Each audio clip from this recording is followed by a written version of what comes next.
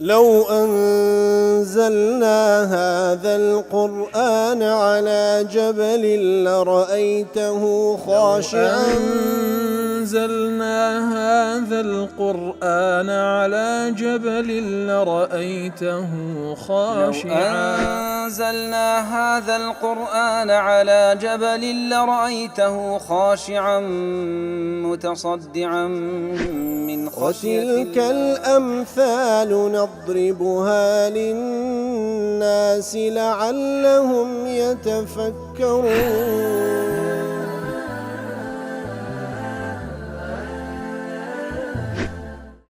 الحمد لله والصلاة والسلام على رسول الله وعلى آله وصحبه ومن والاه. السلام عليكم ورحمة الله. بەڕێزان خۆشحاڵم لەوانەی 1288 لەوانەکانی تەفسیری قورئانی پیرۆز بێمەوە خزمەتتان بەم بەستە ڕەزامەندی رب العالمین و هیوادارم ئێوەی ئازیز سوودی لەوەربگرن. أعوذ بالله من الشيطان الرجيم. بسم الله الرحمن الرحيم. قالوا جزاؤه من وجد في رحله فهو جزاؤه كذلك نجزي الظالمين. بەڵێ خۆشەویستان، دیارە وەکو لەوانەکانی ڕابردوو لە خزمەت ئاەتەکانی پێشووتر بووین، کاتێکەوە یوسف عەلەیهی سەڵات وەسەلام ویستی بە شێوەیەک لە شێوازەکان براکەی خۆی لای خۆی بجێڕیتەوە، ئیتر لە دوای ئەوەی کەوا فەرمانی کرد باری وشترەکانی براکانی بار بکرێ، ئینجا سواع المەلیک واتە ئەوەی کەوا مەلیکەکە و پادشاکە ئاوی لێ دەخوات لە هەمان کاتدا ئەوەی کەوا باڵێن قوت و ئازوقەی خەڵکەکەی پێدەپیورێ ئەو مقیاسە ئەو ڕوبەیە لەناو باری براکەی دابنێ و تاوەکو بەهۆی ئەوەی بیجێڕیتەوە. ئیتر لە دوای ئەوەی کەوا ئەوان پێیان نەزانی و یوسف عەلەیهی سەڵات وسەلام بەو شێوەی پلانەکەی داڕێشت و جێبەجێی کرد. کاتێک کەوان ڕۆیشتن ئەوانەی کەوا لە خزمەت یوسفن عەلەیهی سەڵات وسەلام و لەوێن دەرێ کار دەکەن بینیان سواعەکە و ئەو مقیاسەی کەوە ئازوقەی پێ دەپیورێ نەمایە، ئیتر کۆتا کەسیش کەوا لەوێن دەرچوونە براکانی یوسفن عەلەیهی سەڵات وسەلام لێ بانجیان دەکەن یا ئەیەتوە العیر ئینەکم لەسارقون، بانجیان دەکەن ئەی ئەو قافیلەیە کەوە ئێستا لێرە دەرچوو، ئەی ئەو تاخمەبرایی کەوە ئێستا لێرە دەرچوون ئەنگۆ دزیتان کردێ. ئەوانش لە وەڵامدا ڕوویان تێدەکەن و قالوا وأقبلوا عليهم ماذا تفقدون، چیتان لێ بزر بووە؟ قالوا نفقد صواع الملك، ئەوەی کەوا لێمان بزر بووە ئەو مقیاسەیەکەوە ئی مەلیک و ئی پادشایە ئازوقەی پێدەپیرەوە هەروە ئەو ئاوی لێ دەخواتەوە. ئینجا ئەوانش طبعا تەبەڕایان لێ کرد وتیان شتی وا ناکەین لەبەرەوەی ئەنگۆ بەخۆتان دەمان ناسن، ئێمە بە هیچ شێوەیەک نەهاتینە مەعسیەت و فەسادی لەسەر لە وڵاتی میسر بکەین و ئێمە دزیش نین. اینجا لە درێژەی و گفتوگۆی لە نێوانیاندا تیان باشە ئەدی ئەگەر ئەنگۆ درۆتان کردەوەی کەوا ئەنگۆ نەتان بردیواتە ئیسپات بوو کە لاینگۆیە. لێرەدا لە وەڵامدا ئەوان دەڵێن قالوا جزاؤه من وجد في رحله فهو جزاؤه، کاتە براکانی یوسف گوتیان عقوبەکەی ئەوەیە من وجد الصواع في متاعه، هەر کەسێک ئەو مقیاسە و ئەو ڕبەیەی کەوە ئازوقەی پێدەپێون لەناو مەتاع و بارەکەی ئەو بیندرایەوە ئەن یەکونە هو نفسه رقیقا لصاحب الصواع، کەواتە جەزایەکەی ئەوەیە هەر کەسێک ئەو شتەتان دۆزیەوە لەناو باڵێن ئەو شتەتان دۆزیەوە لەناو بارەکەی ئەودا، جەزایەکەی ئەوەیە کەوا ئەو دەبیتە کۆیلە لای خاوەن ئەو شتەی کەوا دزرایە. بخاعي دڵێ لتحققهم البراءة تعلق الحكم على مجرد الوجدان لا السرقة، كواتە من وجد في رحله نەک من سرق الصواع، دەڵێن من وجد في رحله، کەواتە لەبەرەوەیان متأكيدا بەرینە لەو تۆهمەی کەوا دەدرێت پاڵ ئەوان تیان هەر کەسێک ئەو سواع و ئەو مقیاسە لە لای ئەو دۆزرایەوە ئەوە پاداشتەکە یاخو سزاکەیەوەی کەوە ئەو کەسە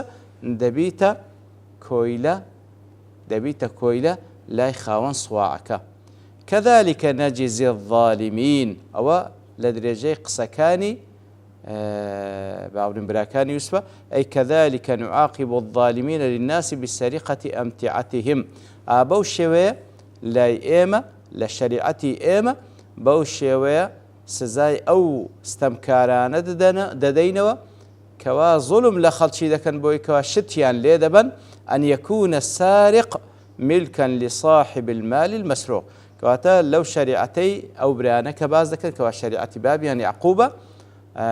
هەر کەسێک دزی لە کەسێک بکە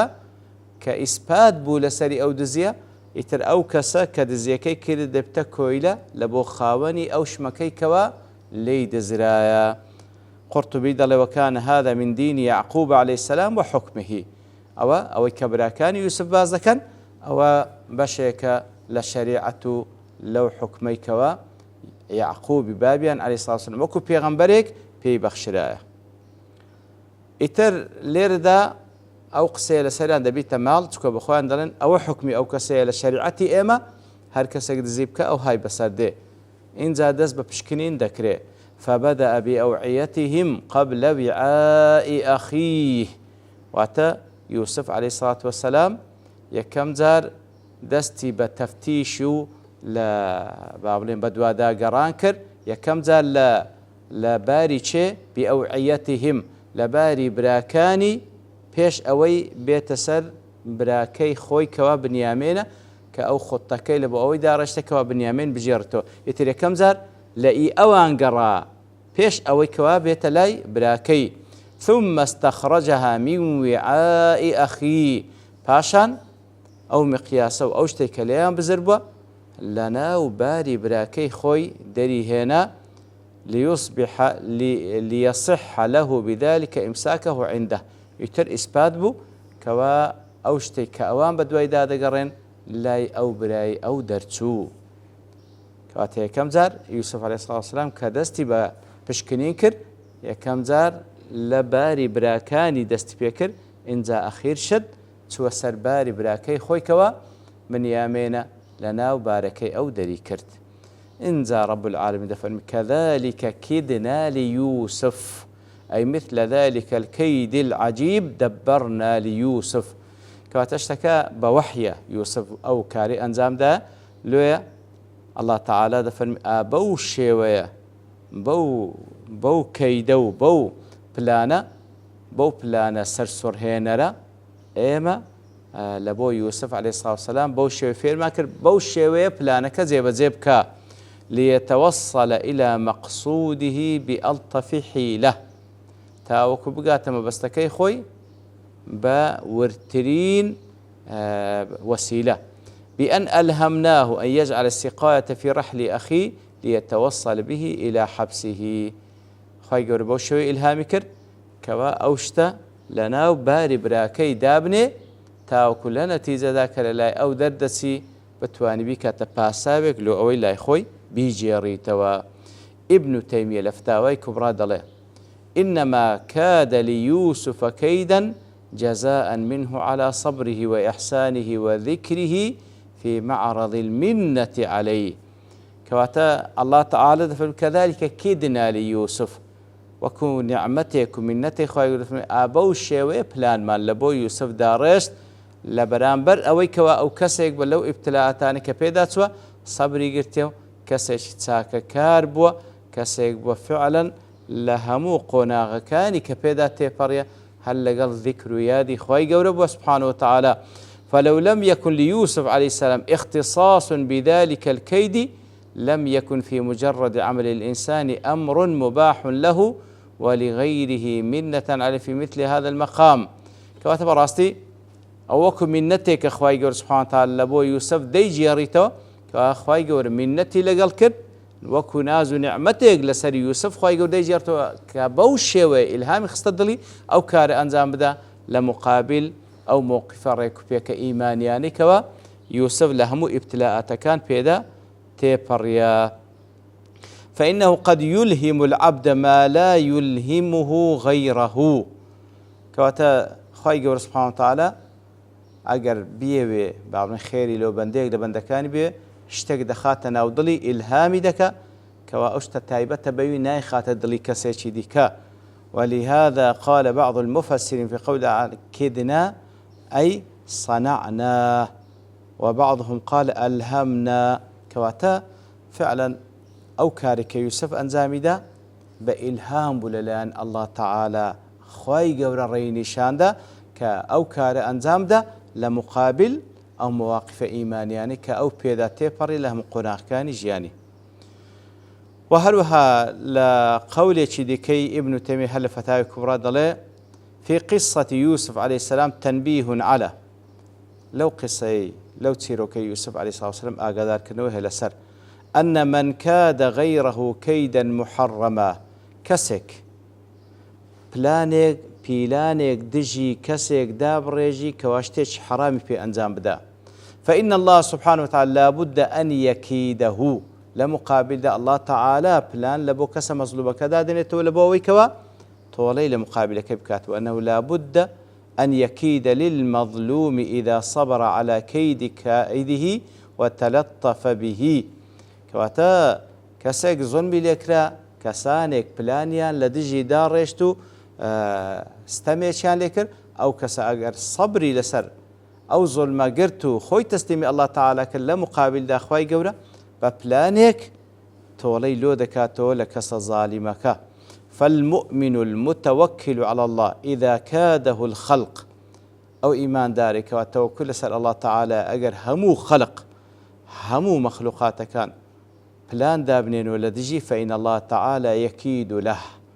لمقابل الله تعالى بلان لبؤم أو كسا كوا متوكل سأل خواي قول دا درجي وينتصر له الله تعالى بسري ديخي بغير حول منه ولا قوة، فبي أو يحس حول قوته شبه وكسا خواي قورا بلان لو دا درجة لمقابل بلان كسانش خلاف كار وهروا بسري ديخي أقر ببي حول قوتي أو يجبي ببي حول قوتي أو كسا مظلومة. لإغاثة اللهفان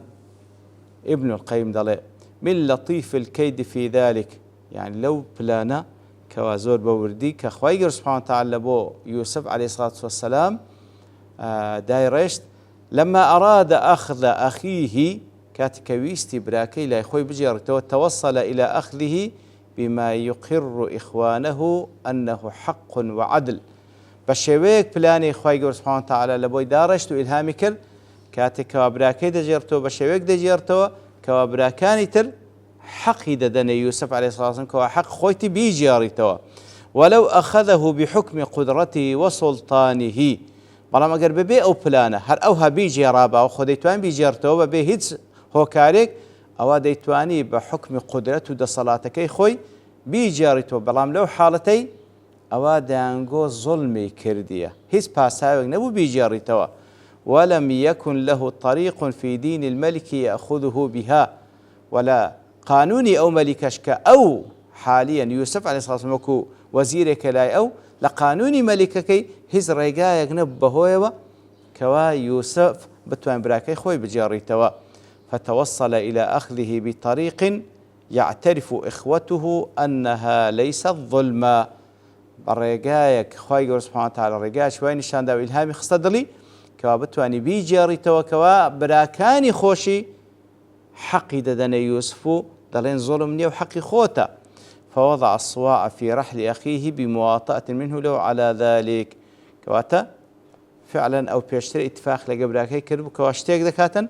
خفتي بيما خلوه فرمي فلا تبتئز بما كانوا يعملون. خفت ما خلوه كوا كرديت يانو ديكن لبرو ببلانك أمن حشتيك دكام كوا لايمن بمينيوا. ومن لطيف الكيد وهروها لوي كوا يقل نشان كان وكوا أو كيد بلاني يوسف عليه الصلاة والسلام زور وردكاري تدابو أنه لم يفتش رحالهم وهم عنده بل أمهلهم حتى جهزهم بجهازهم وخرجوا ثم أرسل في آثارهم لذلك، والسياق يقتضي ذلك، إذ لو كان هذا وهم بحضرته لم يحتج إلى الأذان، وإنما يكون الأذان نداء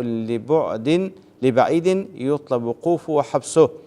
يتري بلانك وهذا عرش كوالا هل سرتادا بيش أو حالك يبكن أو شتي نكر دباساو بلاها أو بزربوا خو ديزاني كوا بخوي دايناي تبندري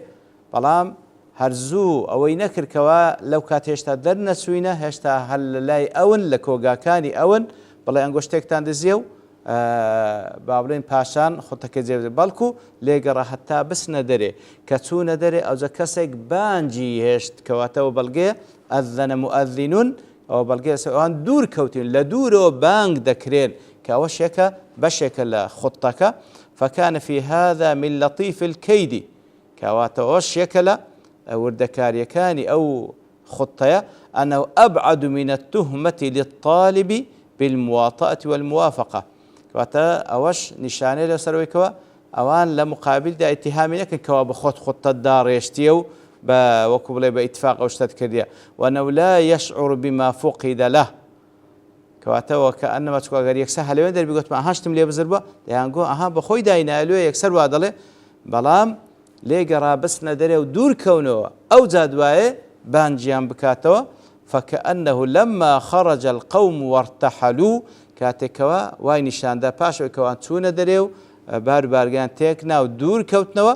ئەوجا احتاج الملك إلى صواع لبعض حاجته إليه إنجا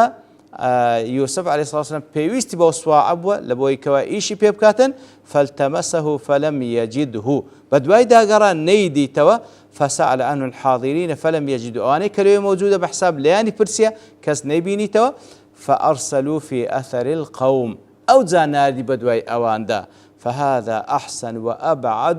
وأبعد من التفطن للحيلة من التفتيش في الحال قبل انفصامهم عليه كواتا ليردا خطك ناجحتنا كأوان دور كوتينوا بحساب بوشي ويبو بدوي داقرا لخلط كي وين درجة برسيار كذا أو زادوا قلت يعني ها أوانا أخير جماعة من اللي يردرتون دي احتمال أوان بردبيان كواتا أوش يكا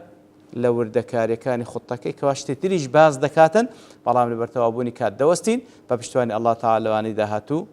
دين وخزمت أو آته وصلى الله وسلم على نبينا محمد وعلى آله وصحبه أجمعين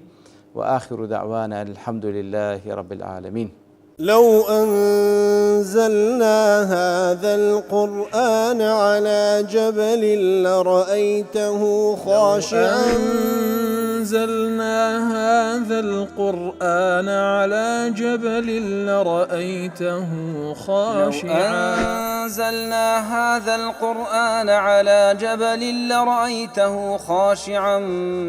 متصدعا من خشية الله وتلك الأمثال نضربها للناس لعلهم يتفكرون